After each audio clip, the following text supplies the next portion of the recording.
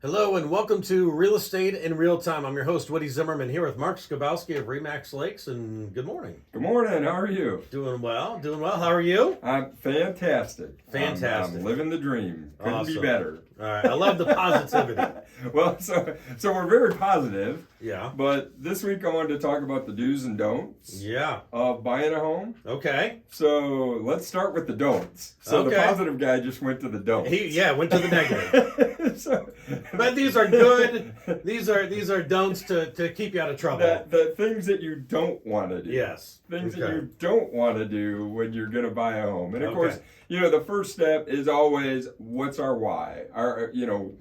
Are we ready to buy a home? All those things come into play before you get to these steps, I guess. But, got to preface it with that. Yeah. All these things mean nothing if you're not looking to buy a home. But if you're Mhm. thinking about it, here's some things not to do to start with. Okay. Number one, don't look at homes without a pre-approval.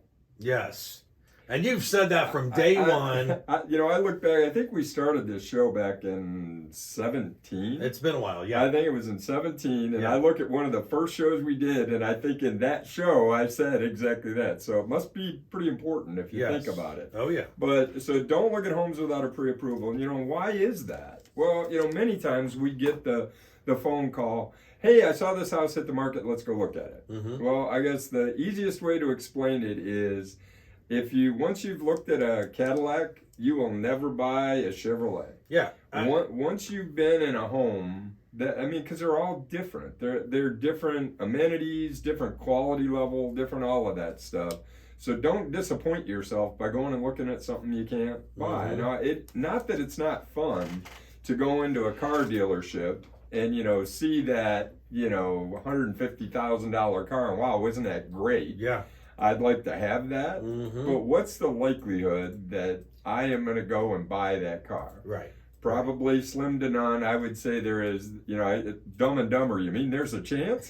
Highly unlikely. Yeah, right. Highly unlikely that I am going to buy that car. Right. So don't disappoint yourself. Don't set your expectations Mhm. when you're not in the right ballpark. Yeah. So don't go look at houses without having a pre-approval. Okay.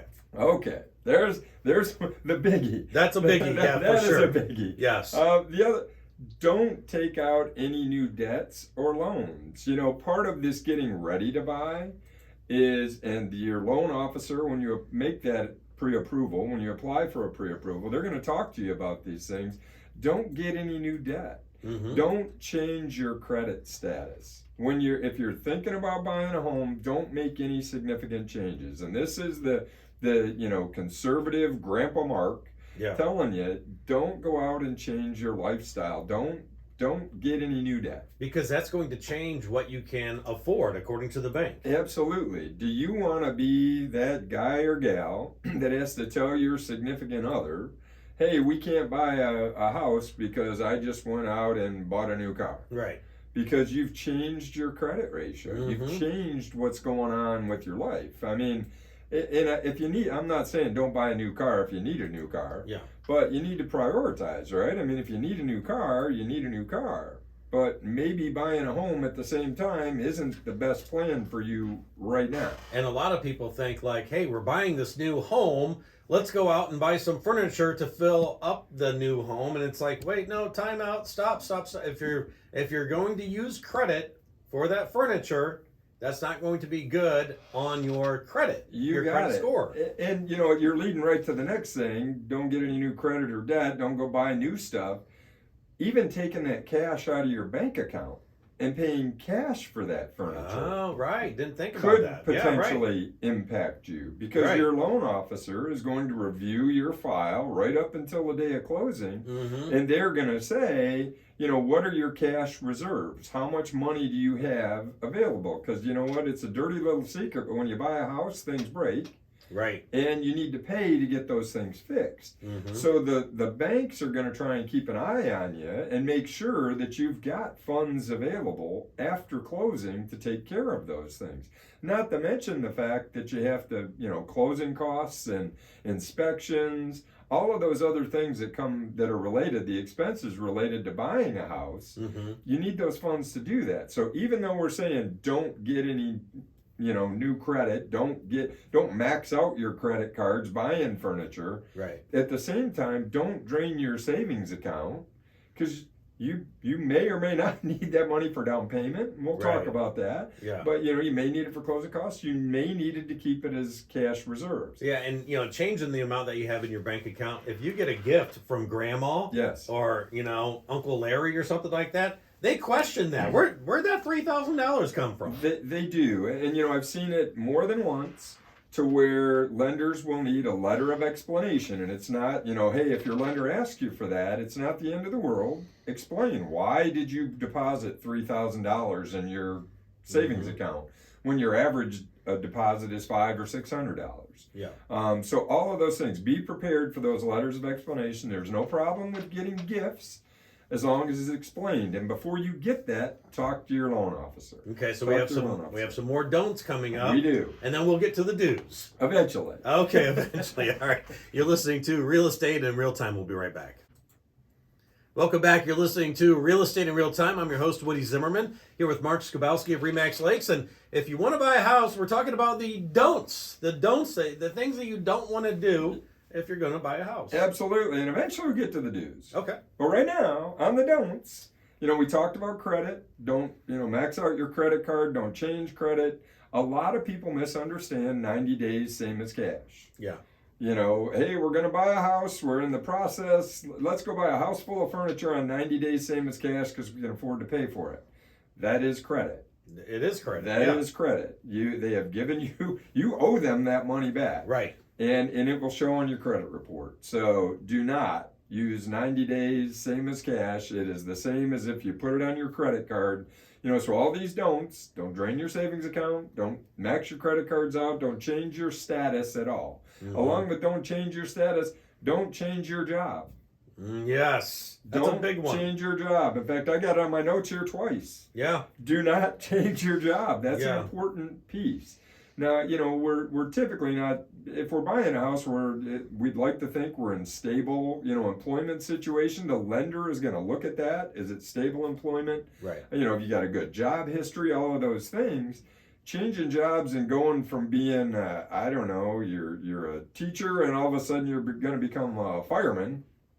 Big change. That is a big change. Big change. Yeah. If you're a teacher, going to a different school district, not so much a change. So when I'm saying don't change jobs, before you do any of that, and I'm not saying you have to ask permission, but at least keep your loan officer in the mix. Right. If you've got an opportunity for a long-term career change that's going to improve your lifestyle long-term, I'm not saying don't take that opportunity, but if you're in the home buying process, at least discuss it with your loan officer before you do it. Very good point. Discuss it with your loan officer before you do it. For sure.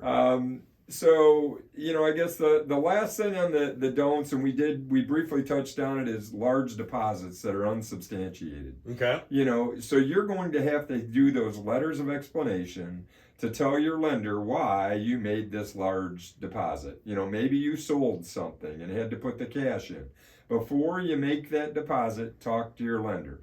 I'm not saying tuck the money into your, into your mattress. Yeah, right. Yeah. But talk to your loan officer and make sure whether they're going to be able to source those funds for you.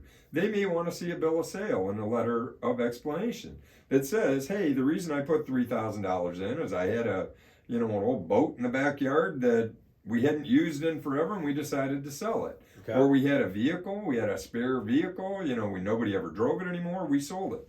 That's all well and good, but those large deposits, the bank's going to question. And this really applies, I don't care what your credit rating is, I don't care what your financial position is, the lender is going to look because they've got all your bank statements and their underwriters have reviewed those. Right. They will ask for those statements for like 3 months. They're going to look at those. And if there's an outlier or an exception, they're going to ask you why. Yeah.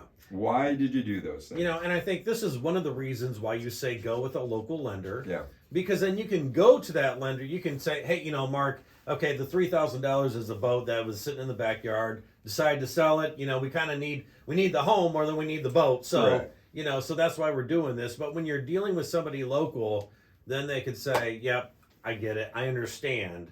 and it just, it just makes more sense. It really does. It gives you somebody to talk to. You've got a relationship going on with this lender from start to finish, to get ultimately achieve your objective, a win, which is to close on that property and buy that house. Mm-hmm. So I think that's enough don'ts for now. Yeah. I think that's enough don'ts. So let's talk about with some do's. Okay. So what's do number one? Get a pre-approval. Get a pre-approval. Oh my God, we started on Yes. it. Mark, you are like a broken record. Yeah. Get a pre-approval. Get a pre-approval. It is so critical. Now, I keep saying get a pre-approval. If you're paying cash, hallelujah that you've got cash to do it. Be prepared to provide a proof of funds, Mm-hmm. right? Either pre-approval or proof of funds. So why would someone want proof of funds? Well, if I'm going to sell you my house, Yeah. we've come out, we've made an offer on a house, and we tell them we're paying cash, wouldn't you like to know that the people really have the cash Of course. in order to buy, or at least the financial assets Yeah. to make that purchase? So pre-approval, proof of funds, critical piece. Those are the do's.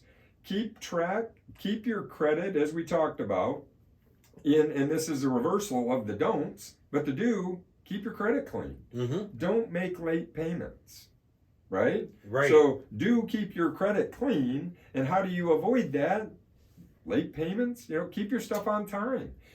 Try and remain consistent if you're in the home buying process. Don't do anything out of the ordinary. Right. I have seen, in the recent past, home purchases waylaid because somebody went out and purchased a vacation. Now, we all are entitled to vacation, right? Or we should be. Yes, of course. We should be able to take vacation. I shouldn't say entitled. We're the entitled generation. But if you want to take a vacation, great. But just be aware that it'll impact what's going on. Mm-hmm. So do stay in touch with your lender, right? That's probably the number 2 do. The number 1, get that pre-approval or proof of funds. Number 2, stay in touch with your lender. How are these items going to impact my ability to purchase a home? Yeah. Those are critical pieces for you along the way. And you do need to do those things. Mm-hmm. And I guess the last thing that I would throw out there as a do is you've gone through, you're financially ready, do reach out to an agent and get an agent. Mm-hmm. Get an agent to work with. They can advise you all of those things. Right. So, you've got your pre-approval, you've got your credit in order, you've got an agent, now start working with that agent on getting, making the actual purchase. Not only from an educational purpose, but they can, when they're negotiating, all the personal stuff is out of the mix. You got it. Yeah. So, You got it. All right. Hey, your contact information? Sure. Websites, lakes-realtors.com. Phone numbers, 574-834-1233. You can always email me, Mark Skabowski at remax.net. All right. Very good. The do's and don'ts of buying a home. Good information for sure. You've been listening to Real Estate in Real Time. Have yourself a wonderful weekend.